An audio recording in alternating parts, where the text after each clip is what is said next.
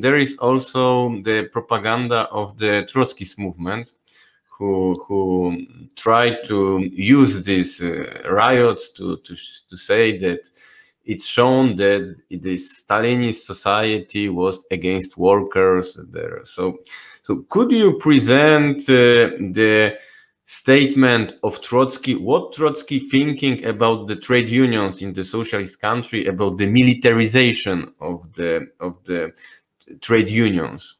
Yeah, we have to make the difference between Trotsky and Trotskyism. Trotskyism is in fact an intellectual, rather, movement which promotes some ideal pure socialism which never existed and which cannot exist because it's not based on real working class roots. And of course it happened very clearly that the dream of Trotskyists that if you take out the so-called Stalinist bureaucracy, then automatically a pure socialism will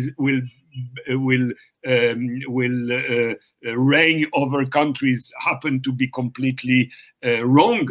What happened in 1989 in Central Europe and in 1991 in Soviet Union.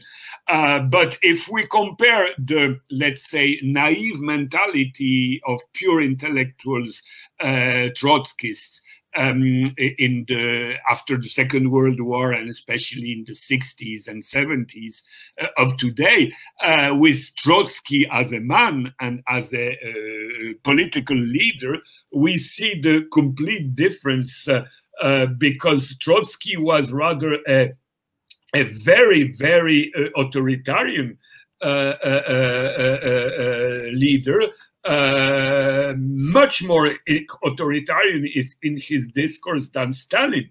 As you said, the idea to militarize a trade union, or his ideas concerning peasants and the way you should organize collectivization in the countryside is much more extreme than what was experienced later in Soviet Union. So I would say Trotsky basically is a military man whose ideals I would compare rather with Bonaparte, Napoleon Bonaparte, in France during the French Revolution, or let's say Tukhachevsky in Soviet Union, or Lin Piao in China. It was the idea that the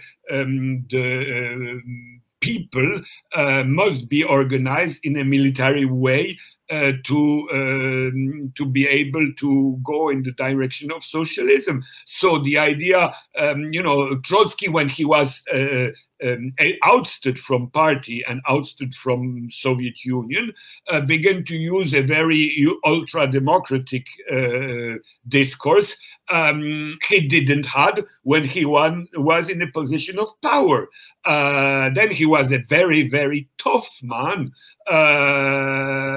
And of course, it's very difficult to know, it's impossible to know what would happen if he would have win power in Soviet Union, but I'm sure that the fact that he was unpopular in Soviet Union and inside the party, because after all, when he lost power, it is basically because he was not popular, is because he was a very tough man, known for very tough and rigid way of behavior, and the legend of the good Trotsky, who was a Democrat, repressed by the